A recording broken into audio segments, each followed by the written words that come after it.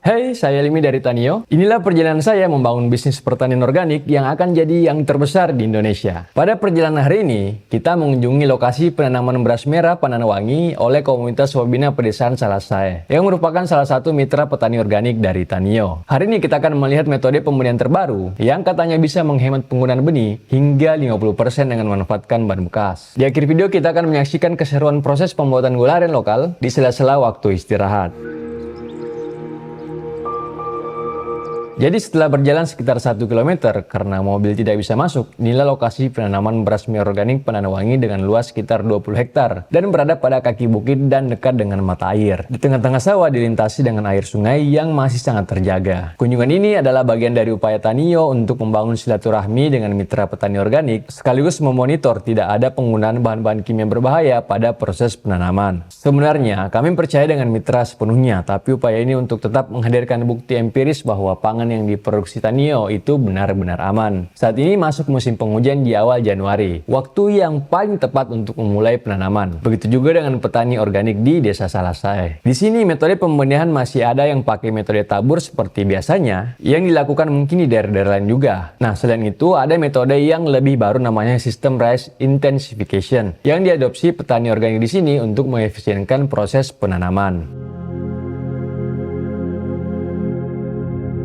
Pertama, kita akan menyaksikan metode tabur padi. Jadi benih padi yang telah dikecambahkan kemudian ditabur di hamparan sawah yang sebelumnya telah dibajak. Penaburan dilakukan setelah sawah diratakan dan proses penaburan dilakukan di pinggir-pinggir sawah. Tekniknya dengan menghamburkan benih di sekeliling sawah. Ini juga tidak sembarangan karena tidak boleh ada titik yang terlalu padat atau terlalu legowo. Semua bibit diharuskan merata. Bibitnya juga tidak boleh bertumpuk karena akan saling mengganggu satu sama lain. Kalau kelihatannya ini mungkin memang mudah, tapi kalau orang baru akan kesulitan untuk menghambur bibitnya. Jadi tipsnya adalah satu genggam itu dihambur dengan 3 kali lemparan. Nah, si bapak ini karena sudah bertahun-tahun jadi sudah sangat lincah menghamburkan benih.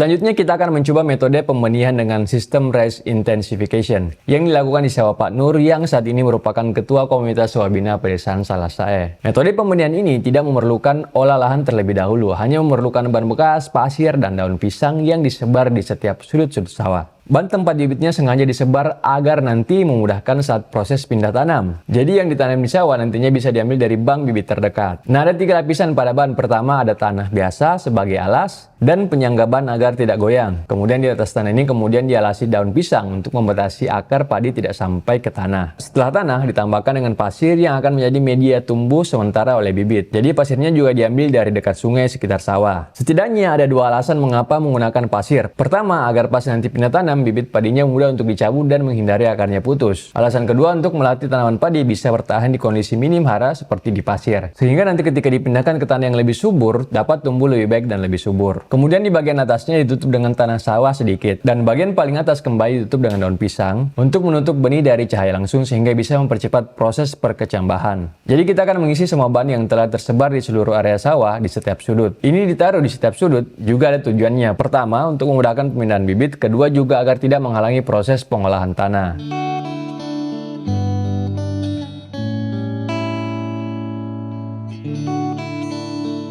Kita sudah hampir selesai dan tak terasa sudah hampir tengah hari. Kita akan istirahat di rumah-rumah sawah milik Puang Bate yang juga merupakan salah satu anggota KSPS. Saat istirahat kami sambil mengikuti proses pembuatan gula aren lokal yang ada di sini. Jadi di sekitar daerah aliran sungai sangat banyak ditumbuhi oleh pohon aren yang menjadi sumber perekonomian bagi masyarakat desa. Salah satunya dengan pembuatan gula aren seperti ini. Jadi nira yang sudah diambil kemudian dimasak pada tungku api besar. Nah, proses pemasakan ini agak lama dan air niranya harus terus diaduk hingga berjam-jam. Kemudian saat nira sudah mulai mengental dan warnanya telah berubah menjadi kecoklatan, maka sudah dekat waktunya untuk dituang ke cetakan. Nah, sebelum sepenuhnya jadi gula, ini biasa dimakan sama orang sini namanya sondrigola. Atau mungkin untuk memudahkan sebut saja karamel gula aren sebelum mengeras. Gula aren ini kemudian dicetak dan nantinya akan dijual ke pengepul sekitar. Gula aren ini merupakan gula yang jauh lebih sehat dibandingkan dengan gula pasir. Dan kita bersyukur di Indonesia kita tidak kekurangan malah berlimpah.